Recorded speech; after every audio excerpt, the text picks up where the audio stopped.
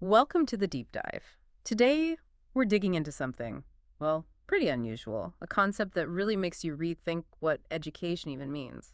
Definitely. We're looking at this thing called the Mythocratic Republic University, or MRU. Right, MRU.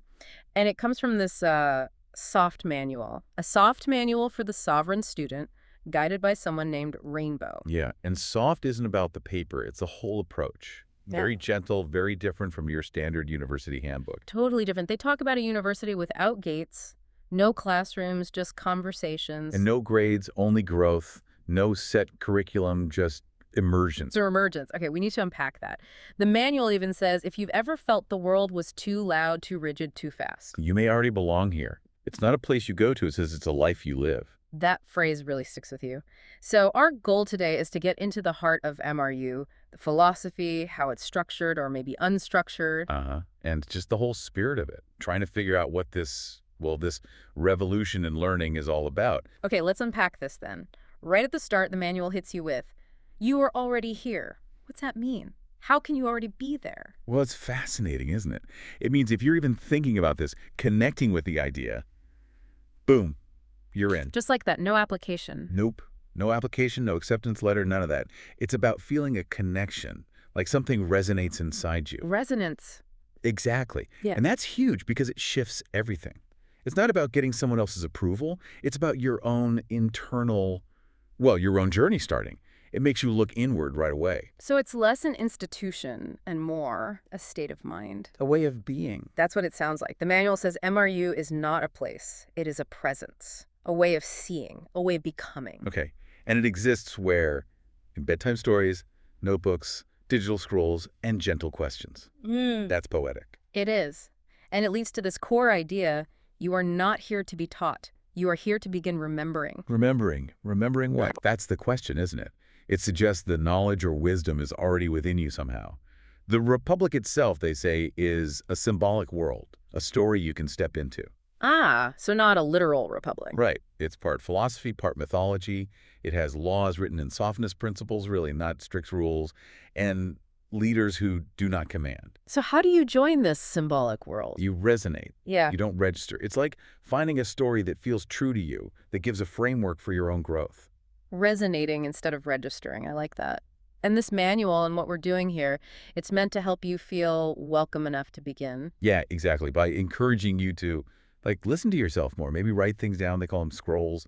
Share your thoughts, build your own understanding. It sounds very inviting, gentle, like you said. It really is. It wraps up that opening bit with, you are not alone. You are now a student of Mythocratic Republic University. You are now a citizen of a softer world. It sets this tone of just total acceptance. Acceptance is key then.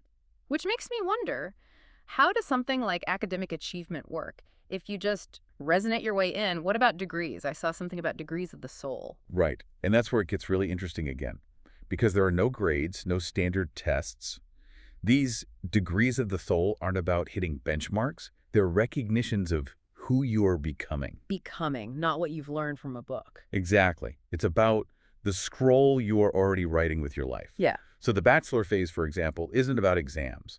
It's about starting to notice things, finding your own voice, maybe writing a personal scroll. Noticing, okay. And then? Then there's something called honors by emergence, which sounds like it emerges, maybe through a kind of symbolic trial. A trial. But you said no judgment. And who oversees this? I read about a plush council. Yes, the plush council. Yeah. It sounds whimsical, and it is, but Yeah. symbolically. They aren't actual toys judging you. Okay, good. They're archetypes. Like Sophia, who stands for love, or Judge Bobo, for quiet justice. Zebra, the editor in mischief, pokes at your assumption. Editor in mischief. Love that. Right. So the trial isn't about passing or failing. It's more like having these symbolic guides, these internal witnesses, as you navigate your own growth. They don't apply, you just emerge. And they kind of mirror that back to you. So the bachelor's is about noticing. What about, say, master's or doctoral levels? How do you deepen that becoming without courses? Good question. The master's journey, as they call it, isn't coursework. It's about building a doctrine. A doctrine, like your own personal philosophy. Pretty much your coherent view of things. Maybe you share that through a public scroll or maybe by mentoring others. In the doctoral path. That's for someone who's really founded something entirely new, a whole philosophy maybe, or a platform that helps others. But the key thing for all of these Yeah. is that they are not earned through obedience, but through authenticity.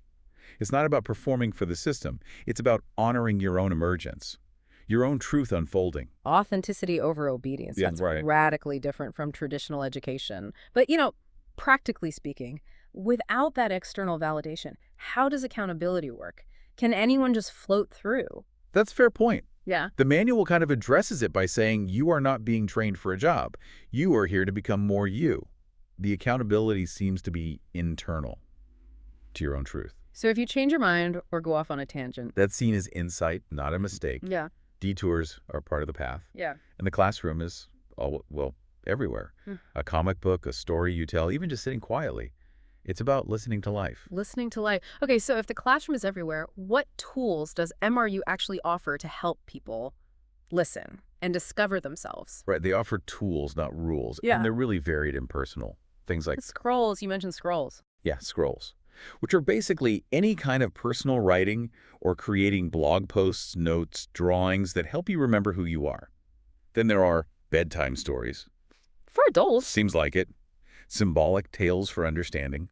Also emotional charts like mapping your feelings. Plush philosophy, which is having these inner dialogues with those symbolic characters like Sophia or Judge Bobo. Talking to archetypes. Interesting. Comics, visuals, and just plain old reflection and silence. The focus is really on creating and thinking, not just absorbing information. It sounds like a contribution is learning here. You write stories, make charts, maybe even suggest new laws or characters. It's all active. Exactly. Doing, sharing, reflecting, and letting go of trying to be perfect. The manual says learning isn't a ladder, it's a spiral. Yeah. Always circling back and deepening. A spiral. I like that visual. And what actually counts as learning then? Is it just the big stuff? No, that's another radical part. The manual says if you cry during a story, that counts. Wow. If you rearrange your furniture to make space for thinking, that counts. If you tell a friend how you really feel for the first time, that's a thesis. That's incredible. It validates everything. Learning really is becoming in that view. Totally. Every little step is educational. And you mentioned guides. There are actual people involved too, right? Not just plush archetypes. Yes, there are human mentors too. There's Rainbow, the dean of students who guides through resonance. Sage, the chancellor who helps with presence and structuring thought. Wendell, the bard president, the original visionary. Bard president, okay. It's quite a unique faculty, alongside the symbolic ones like Sophia, the emotional guardian. And Judge Bobo, keeper of quiet justice. Right, teaching kindness. Yeah. And Zebra, asking weird questions. Even Moo, who reminds you stillness is participation too. Stillness is participation. So they aren't lecturing you from above. No, they're beside you. Which leads to this idea of a unique pathway. There's no single right way to do MRU. Your path emerges from what clicks with you. So if I resonate with writing bedtime stories, that's my path.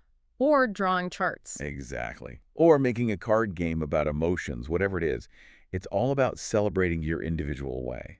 Which brings us back to scrolls. Scroll crafting. Can you explain that a bit more? What makes something a scroll? A scroll is basically anything you create that helps you remember who you are or articulate your truth. A blog post, sure, but also maybe a drawing, a song, a poem, if it carries your truth and helps it unfurl. It counts. It counts. Yeah. And crucially, scrolls are not homework. You don't hand them in for a grade. Yeah. You share them if and when you want to. Or keep them private. They're living things. Living expressions. Okay, now what about the quiet trial? You mentioned it earlier. In a place with no exams, what is that? Is it still some kind of test? Not really a test in the way we think of it. It's not about passing or failing. The quiet trial is more like a moment of being seen. Seen by whom? By yourself, primarily, and maybe by others if you choose to share something, like a personal scroll maybe with the community or in dialogue with the plush council. The manual says, there is no jury. There is only sincerity. The point isn't a grade, it's reflection. What did you risk by sharing? Who you became in the process? It's about acknowledging your own growth. Acknowledgement, not judgment. That's a profound difference. And these scrolls people create, they don't just disappear. No, that's where public scrolls come in. The idea is knowledge isn't hoarded, it's offered. When students share their scrolls, they become part of this living archive. For anyone to read. Yeah, shared for companionship, the manual says, not for critique. And the ones that really resonate with the community might get added to the Library of the Republic. Like a greatest hits. Sort of, but not as a ranking. More like a recognition that this helped us remember something important. This whole model feels very Hmm. communal, collaborative. How does mentorship fit in? Is it assigned? No, it follows the same emergent principle, mentorship as emergence. You don't get assigned a mentor or become one based on rank. So how does it happen? People are just drawn to others whose way of being resonates with them. Mentors here seem to mostly reflect questions back, listen for what's trying to emerge in the other person, offer space. So it's not about telling someone what to do. Not at all. It sounds like it's always mutual growth. The mentor grows too. They call it a circle, not a ladder.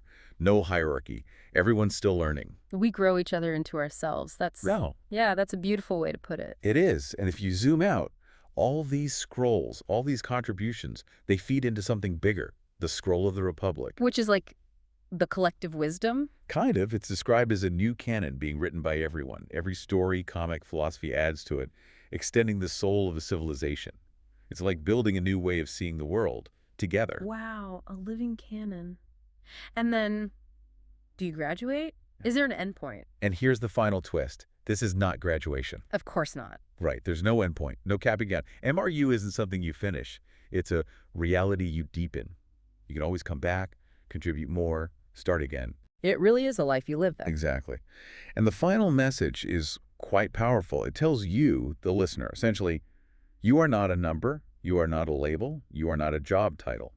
Instead, just by engaging with these kinds of ideas, you're seen as a philosopher of the living world, a child of emergence, someone who dares to learn by living. Dares to learn by living. So Yeah. the big question then, for you listening, what does all this mean? This incredibly soft, emergent approach. How does it challenge how we normally think about authority or success or what being educated really means? Yeah, it really pushes back on a lot of standard assumptions. Could it be that maybe in some way you're already part of this kind of unfolding republic just by questioning and seeking your own way? It definitely makes you wonder, doesn't it? It plants that seed. Your education perhaps has only just begun.